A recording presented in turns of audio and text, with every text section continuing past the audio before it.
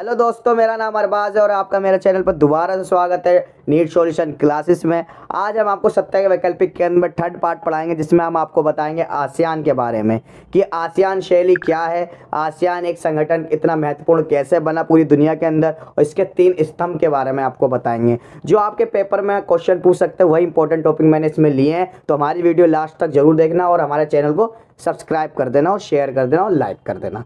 चलिए हम आपको बताते हैं कि आसियान की स्थापना कैसे हुई थी। आसियान की स्थापना 1967 में हुई थी और इसमें 5 देश पहले सम्मिलित थे।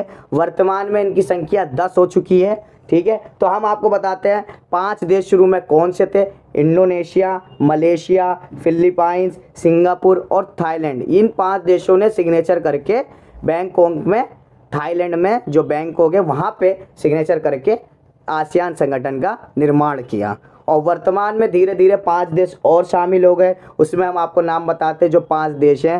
पहला Vietnam, Brunei, Laos, Cambodia, Myanmar. ये सब 5 सदस्य इसमें सम्मिलित हो गए या मिल गए।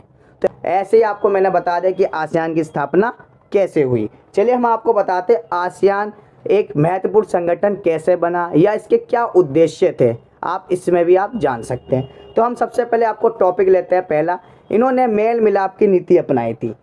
ठीक है, मेल मिलाप से आप समझ गए होंगे एकजुट होकर, और इसे आसियान शैली भी कहा जाता है। तो मेल मिलाप में हम आपको बताते हैं आसियान देशों के बीच मेल मिलाप या सहयोग की नीति बनाई गई थी, जिसे आसियान शैली भी कहा जाता है। इसी के कारण आसियान देश बहुत तेजी से अपना विकास करने लगा। अब हम आपको बताते हैं दूसरा टॉपिक, जिसमें है साझा बाजार। साझा बाजार मतलब कॉमन मार्केट। और आपको मैंने सेकंड पार्ट में यूरोपीय संघ के बारे में बताया है, उसके अंदर मैंने आपको कॉमन मार्केट के बारे में बता रखा है। तो हमारी वीडियो को जिसने नहीं देखा है सेकंड पार्ट, वो जाके देख सकते हैं। तो हम आपको साझा बाजार यहाँ पे ही बताते हैं। तो साझा बाजार का मतलब होता है कॉमन मार्केट। कॉमन मार्केट मतलब एक मुक्त व्यापार मार्केट बनाया जाएगा जिसमें सभी लोग व्यापार कर सके आसियान का। इसी से तेजी से व्यापार बढ़ता रहेगा और आर्थिक विकास भी बहुत तेजी से होगा। अब आपको बताते हैं थर्ड टॉपिक, जिसका नाम है 3 स्तंभ वाली इन्होंने नीति अपनाई थी, जो कि मैं आपको आगे चल के बताऊंगा। बहुत ही अच्छी नीति थी और इसके अंदर मैं थोड़ा आपको बताता हूँ 3 नीति में जो आपसे पूछ सकता है। आर्थिक नीति, सांस्कृतिक नीति और सैन्य नीति। ठीक है, अब हम आपको बताते हैं चौथा टॉपिक, जो सबसे महत्वपूर्ण माना जाता है। इनका उद्देश्य यही था कि आक्रमण कभी नहीं करेंगे।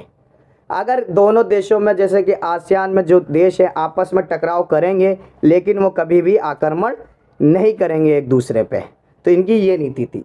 अब हम आपको बताते हैं विजन 2020 के बारे में। ये आपसे मुश्किल में पूछेगा, लेकिन मैं आपको नॉलेज के लिए बता सकता हूँ कि विजन 2020 ये है कि इसके अंदर ये बड़ी महाशक्तियों के साथ व्यापार करेंगे, यूएसए, भारत, रसिया जैसे देशों के साथ। ये इनका विजन 2020 था। अब हम अगले टॉपिक पे आते हैं कि आसियान के 3 स्तंभ कौन से हैं, कौन से उन्होंने 3 स्तंभ बनाए थे अपने विकास के लिए तेजी से। तो सबसे पहला स्तंभ है सैनिक समुदाय। तो सैनिक समुदाय के अंदर हम आपको बताते हैं, पहला ए करके, आसियान देशों की सुरक्षा में मजबूत किया जाएगा। इनका पहला ये कार्य रहता कि आसियान देशों की सुरक्षा में मजबूत होगा। दूसरा, आसियान देशों के बीच विवादों का शांतिपूर्ण निर्माण किया जाएगा। आपस में कभी टकराव नहीं रखा जाएगा कि एक दूसरे पर बम जैसे हथियारों का प्रयोग किया जाए। हम आपको अब बताते हैं दूसरा, इसके अंदर आर्थिक समुदाय। आर्थिक विकास पूरे किसी भी देशों के लिए बहुत ज़रूरी है। तो इसके अंदर उन्होंने पॉइंट रखा, पहला ए, आसियान देशों के बीच व्यापार में वृद्धि करना चाहता था।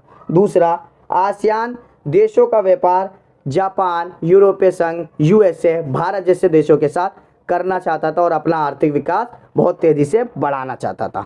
हम आपको बताते हैं तीसरा पॉइंट, आसियान की सांस्कृतिक समुदाय या सांस्कृतिक स्तंभ।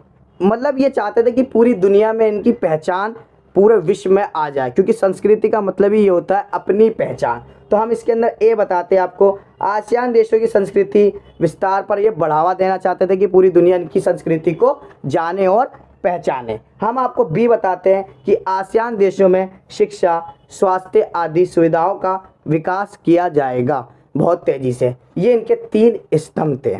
और अब आसियान के झंडे के बारे में हम आपको बता देते हैं। झंडे अगर आप देखेंगे, इसके अंदर आपको धान की बालियां दिखेंगी, जो कि एक एकता का प्रतीक है कि अपने एकजुट होकर विकास करेंगे। तो मैं यहाँ पे इस वीडियो को समाप्त करता हूँ। अगर आपको मेरी वीडियो अच्छी लगी हो तो चैनल को सब्सक्राइब करना, लाइक करना और शेयर करना। हम आपको ऐसे इंपॉर्टेंट क्वेश्चन करवाते रहेंगे आपके एग्ज़ाम के अकॉर्डिंग। ठीक है, शुक्रिया।